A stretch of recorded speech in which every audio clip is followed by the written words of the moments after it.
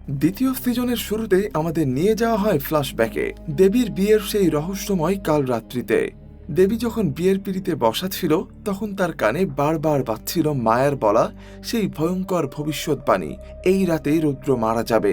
বিয়ের যজ্ঞের আগুনের দিকে তাকাতেই দেবীর স্মৃতিতে আবছাভাবে ভেসে ওঠে আগুনে পুড়তে থাকা কোনো এক মানুষের আর্তনাদ। সে আর নিজেকে ধরে রাখতে পারে না, চিৎকার করে ওঠে, মাকে বাঁচাও। বর্তমানে পুলিশ অফিসার ইমন আর সাত্তকী রায়বর্মন বাড়ির কাজের মেয়ে তানিকে জেরা করছিল। তানি জানাই দেবীর মানসিক ভারসাম্য ঠিক না থাকা সত্ত্বেও তাকে এই বাড়িতে বড় ছেলে রুদ্রর সাথে বিয়ে দেওয়া হয়েছিল, কারণ জ্যোতিষীর মতে দেবীর সাথে বিয়ে হলে রুদ্রর উপর থাকা মৃত্যু ভয় বা ফাড়া কেটে যেত। কিন্তু শেষ রক্ষা আর হলো না, রুদ্র এবং ছোট ছেলে বরুণ উভয়কেই খুন হতে হলো। সাত্তকী যখন বরুণ খুনের তদন্ত করছিল তখন সিন শিফট করে ময়ূরপক্ষী ঘাটে। মায়ের পরামর্শে দেবী সেখানে পালিয়ে এসেছে, কারণ পুলিশ তাকেই প্রধান সন্দেহভাজন মনে করছে। ঘাটে বসে দেবী তার মৃত প্রেমিক চিরাগকে কল্পনা করতে থাকে।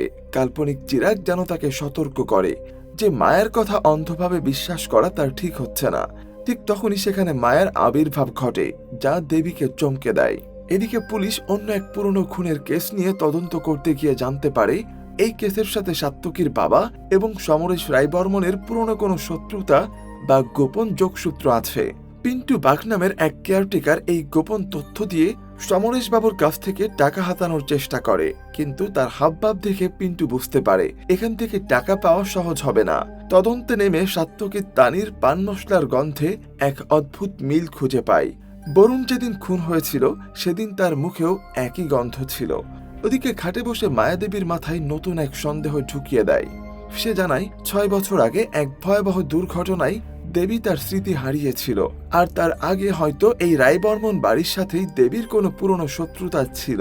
মায়া দাবি করে রুদ্রর বাবা দেবীকে বাড়ির বউ করে এনেছিল মূলত তাকে মেরে ফেলার জন্য, কারণ রুদ্রর গোষ্ঠীতে দুবার পত্নী বিয়োগের যোগ ছিল। মায়া দেবীকে একটি নৌকায় লুকিয়ে থাকতে বলে নিজে খাবারের সন্ধানে বেরিয়ে যায়। গল্পে নতুন চরিত্র হিসাবে আসে শিবানী এবং তার গোপন প্রেমিক টিটো। শিবানী তার স্বামী বিজয়ের সাথে অসুখী বলে টিটোর সাথে হোটেলে সময় কাটাতো।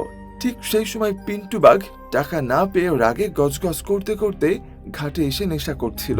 আচমকা টিটো সেখানে উপস্থিত হয় এবং কোনো অজ্ঞাত কারণে গামছা দিয়ে শ্বাসরোধ করে পিন্টুকে খুন করে ফেলে। অন্যদিকে পুলিশ অফিসার অজিতকে জেরা করে সাত্তকী জানতে পারে এক বিস্ফোরক তথ্য। দেবী আসলে বাইরের কেউ নয়। তার বয়স যখন 7-8 বছর তখন থেকে সে এই বাড়িতে বড় হয়েছে। তার বাবা ছিলেন সমরেশ বাবুর বন্ধু। দেবীর আসল বাবা মা এবং দিদি তিনজনই নাকি রহস্যময়ভাবে আত্মহত্যা করেছিলেন। এখন প্রশ্ন জাগে, তবে মায়া এবং তার পরিবার কারা? তারা কেন নিজেদের দেবীর আসল পরিবার হিসাবে পরিচয় দিচ্ছে? পিন্টুর লাশ পাওয়ার পর চারিদিকে শোরগোল পড়ে যায়। দেবী আর চুপ থাকতে না পেরে সরাসরি থানায় হাজির হয়। সে সাত্তকীকে জানায় সে পিন্টুর খুন চাক্ষুষ দেখেছে।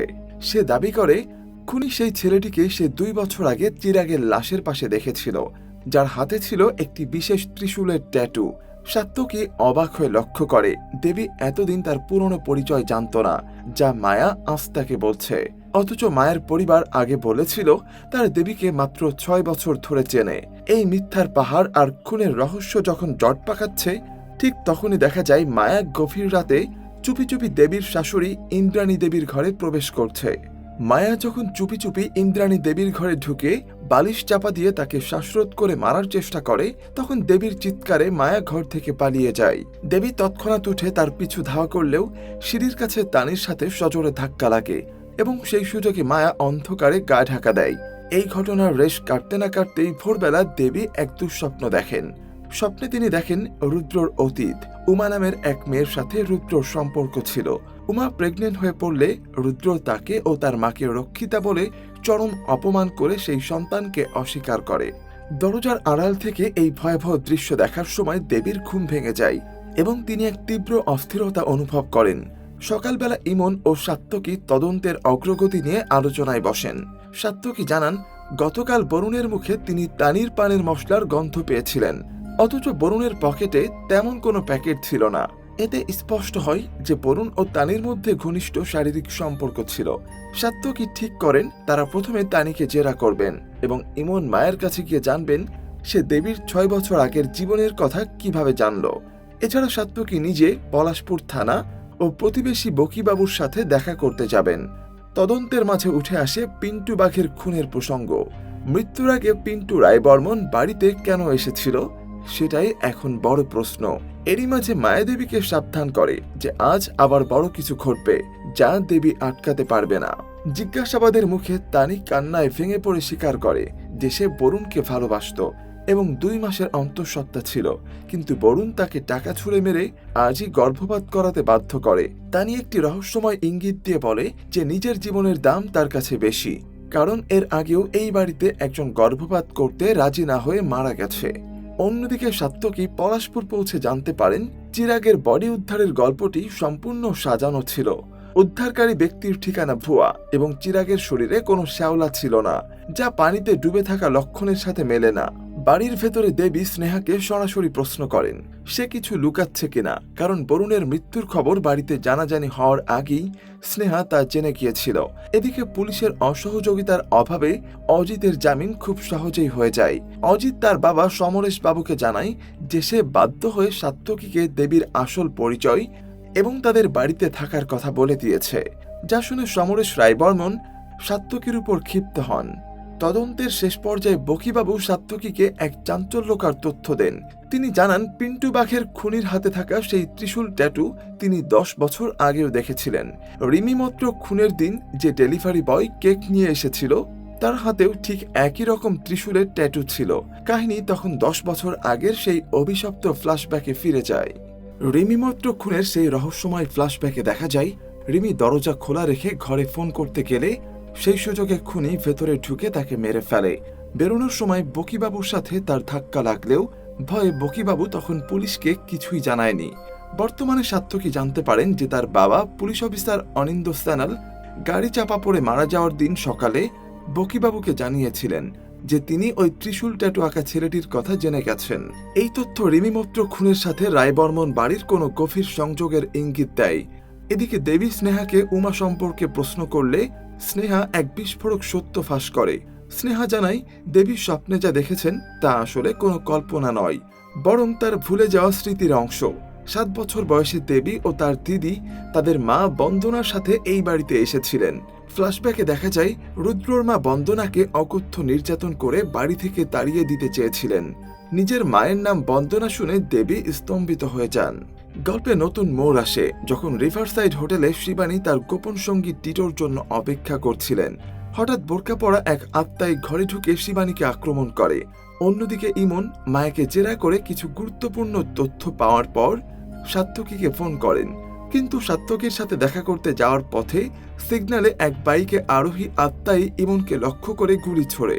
সাত্তকী দ্রুত পৌঁছে ইমনকে হাসপাতালে ভর্তি করেন, তবে ডাক্তার জানান ইমন এখনো আশঙ্কাজনক অবস্থায় আছেন।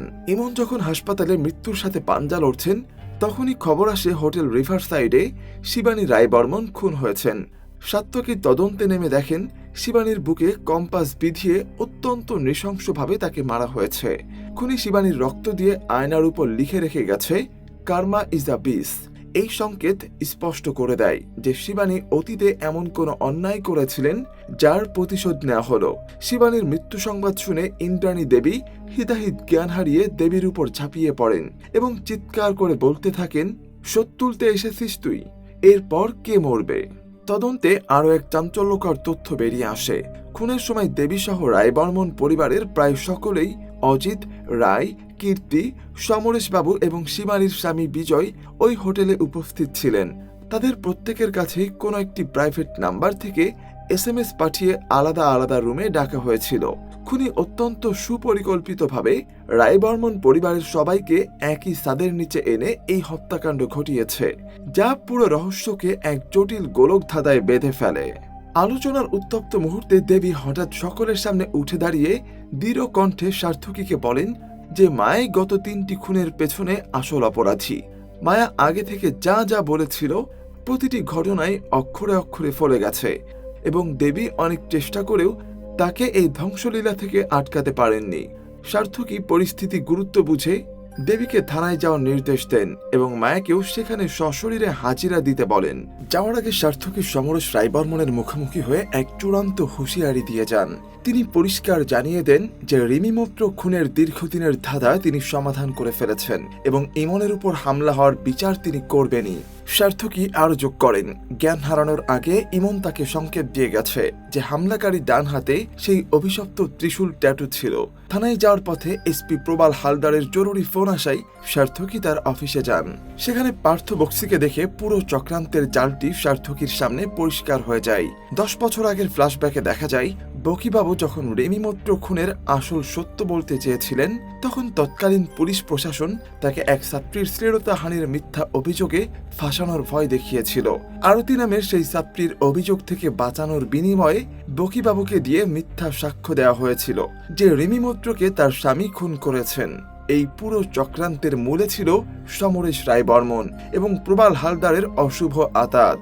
বর্তমানে প্রবাল হালদার আরও ক্ষমতার দাপট দেখিয়ে সার্থকী স্যানালকে থামানোর চেষ্টা করলে সার্থকী সত্যের উপর দাঁড়িয়ে তাকে যোগ্য জবাব দিয়ে সেখান থেকে বেরিয়ে আসেন।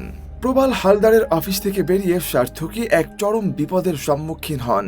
দেবী গাড়ি থেকে নিখোঁজ। পুলিশ সদস্যরা যখন চারিদিকে দেবীকে তন্ন তন্ন করে খুঁজছিল তখন থানায় এক অভূতপূর্ব দৃশ্য তৈরি হয়। মায়া তার বাবা মায়ের সাথে থানায় উপস্থিত হয়। মায়ের বাবা মা যখন তাকে আশঙ্কার সাথে জিজ্ঞাসাবাদ করেন যে তিনি সত্যি কোনো অপরাধে জড়িত কিনা তখন গল্পের সবচেয়ে বড় রহস্যটি পর্দাফাঁস হয়। আমরা শুরু থেকে দেবীর বান্ধবী মায়া হিসাবে যাকে দেখে আসছি এই মেয়েটি আসলে সেই মায়া নয়, সম্পূর্ণ অন্য এক অপরিচিত মেয়ে। অন্যদিকে অজিতেশ রায়বর্মনের চেম্বারে তখন রোগীদের ভিড়। এরই মধ্যে বোরখা পরিহিত এক রহস্যময় ব্যক্তি রোগীর ছদ্মবেশে ভেতরে প্রবেশ করে। সার্থকী যখন দেবীকে খুঁজে না পেয়ে চরম হতাশায় ভুগছিলেন তখন দেবী হঠাৎ শান্তভাবে সামনে এসে হাজির হন। দেবী জানান হাতের সামান্য ক্ষত সারাতে তিনি কাছের একটি হাসপাতালে ঔষধ লাগাতে গিয়েছিলেন। সার্থকী লক্ষ্য করেন সেই হাসপাতালটি ছিল সমরেশ রায়বর্মনের নিজস্ব লাইফ কেয়ার হসপিটাল। সবশেষে সার্থকী যখন দেবীকে নিয়ে আসল মায়ের মুখোমুখি হন তখন দেবী এক মুহূর্তের জন্য পাথর হয়ে যান। তিনি বুঝতে পারেন এতদিন যাকে তিনি বিশ্বাস করেছেন সে আসলে মায়াই ছিল না। দেবী আতঙ্কিত স্বরে চিৎকার করে ওঠেন, এ তো মায়া নয়, মায়া তো আমাদের সবচেয়ে প্রিয় বন্ধু। তবে মায়ের পরিচয় দিয়ে এতদিন আমার পাশে কে ছিল? আসল মায়া কোথায়? মায়া যখন থানায় দাবি করে যে তাদের ফ্রেন্ড সার্কেলে সে ছাড়া আর কোনো মায়া নেই তখন দেবী হিতাহিত জ্ঞান হারিয়ে ফেলেন। তিনি পাগলের মতো মায়ের বাবা মাকে জিজ্ঞেস করতে থাকেন, কিন্তু তারাও যখন এই মায়াকে তাদের একমাত্র সন্তান বলে পরিচয় দেন তখন দেবীর অস্থিরতা চরমে পৌঁছায়। তিনি চিৎকার করে বলতে থাকেন যে সবাই মিথ্যা বলছে। ওদিকে এই বিশৃঙ্খলার সুযোগে অজিতেশের চেম্বারে সেই বোরকা পরা ব্যক্তিটি নিঃশব্দে ঢুকে তাকে নৃশংসভাবে খুন করে। সার্থকী মায়াকে আলাদা করে জেরা করলে মায়া এক বিস্ফোরক তথ্য দেয়। সে জানায় দেবীর সাথে তার পরিচয় মাত্র 6 বছর আগে যখন দেবী পলাশপুরে থাকতে আসেন। মায়ের ধারণা ছিল দেবীর কোনো মানসিক সমস্যা আছে, কারণ দেবী এমন অনেক কথা বলতেন যা মায়া কোনোদিনই বলেনি। এমনকি দেবী নিজে নিজে মায়া নামের কারোর সাথে কথা বলতেন। থানায় হঠাৎ দেখা যায় দেবী শূন্য বাতাসের দিকে তাকিয়ে কথা বলছেন, সেখানে কোনো মায়া নেই। অথচ দেবী একবার মায়ের চরিত্রে এবং একবার নিজের চরিত্রে নিজেই নিজের সাথে ঝগড়া করছেন। এই দৃশ্য দেখে থানা শুদ্ধ সবাই স্তব্ধ হয়ে যায়। দেবী মায়ের কণ্ঠে বলতে থাকেন, তোর আদরের দেওর অজিতেশকে তো শেষ করে এলাম, রায়বর্মন বাড়ির কেউ বাঁচবে না। সার্থকী তৎক্ষণাৎ লাইফ কেয়ার হাসপাতালে ছোটেন, কিন্তু ততক্ষণে অজিতেশ রায়বর্মনের প্রাণহীন দেহ পড়ে আছে। পরদিন সন্তানরা শোকাতুর ইন্দ্রাণী দেবী সার্থকীকে ডেকে পাঠান।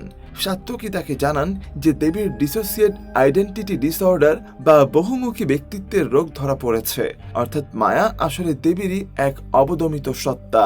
মায়া যে খুনগুলো করেছে সেগুলো আসলে দেবী করেছেন তার অচেতন মনে।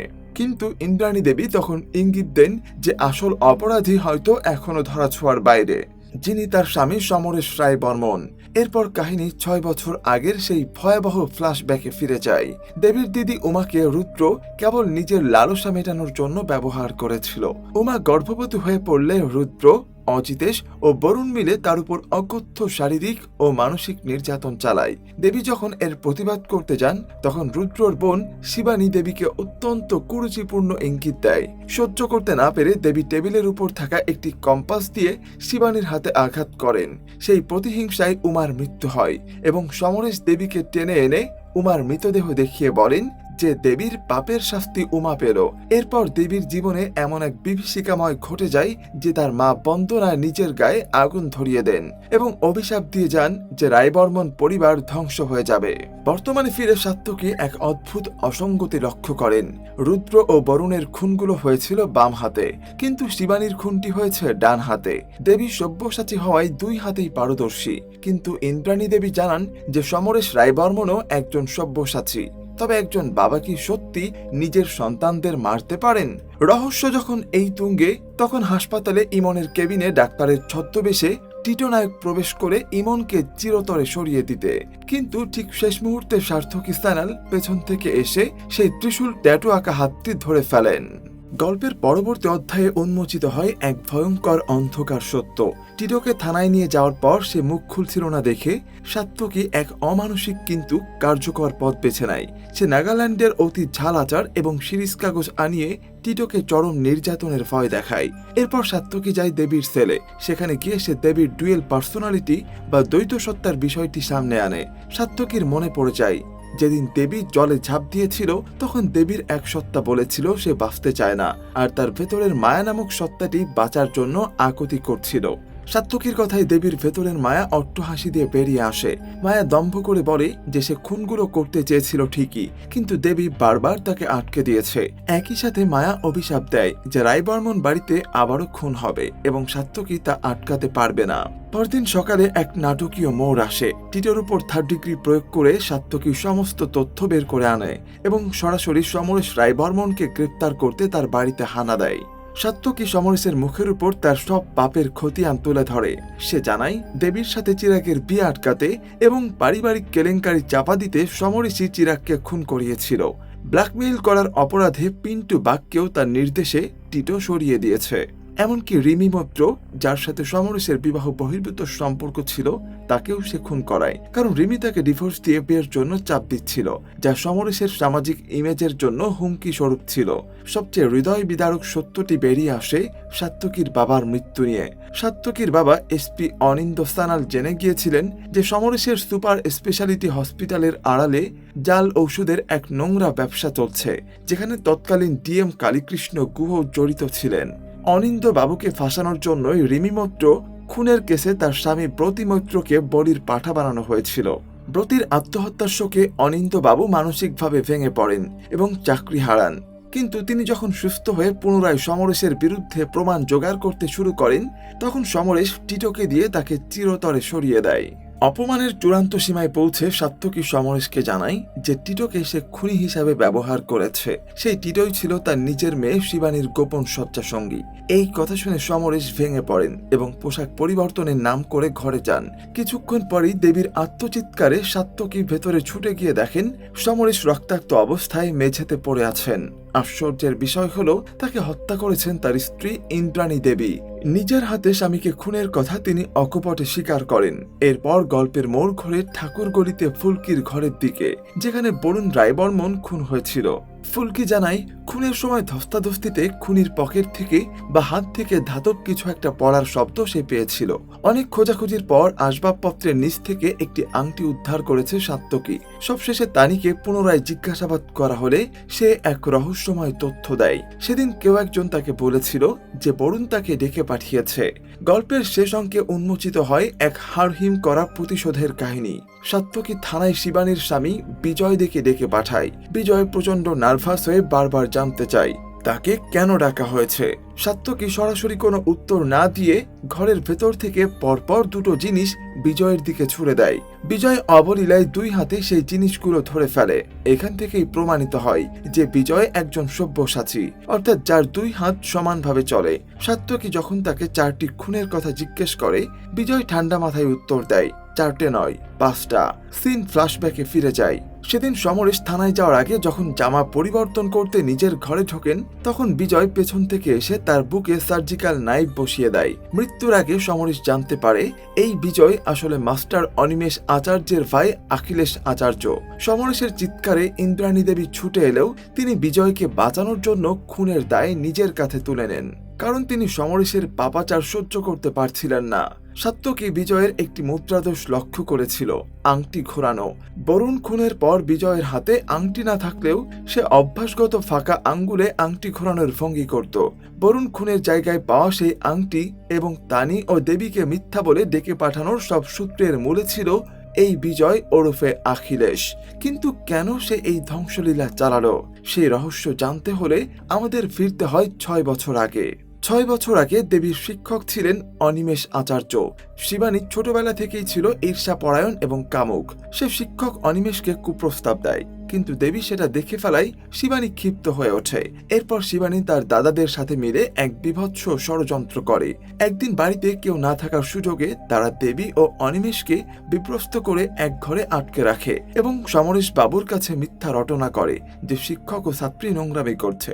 এই চরম অপমান সইতে না পেরে অনিমেষ সেখানে দেবীর চোখের সামনে আত্মহত্যা করেন।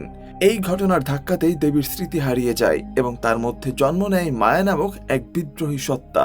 শুধু অনিমেষই নয়, তার স্ত্রী ও শিশু সন্তানও অপমানে আত্মহত্যা করেছিল। পরিবার হারানোর প্রতিশোধ নিতেই অখিলেশ তার ডাক্তারি পড়াশোনা ছেড়ে বিজয়দের ছদ্মনাম নিয়ে এই বাড়িতে ঢোকে। সমরেশ তার কুকীর্তি চাপা দিতে তড়িঘড়ি শিবানীর বিয়ে বিজয়ের সাথে দিয়ে দেয়।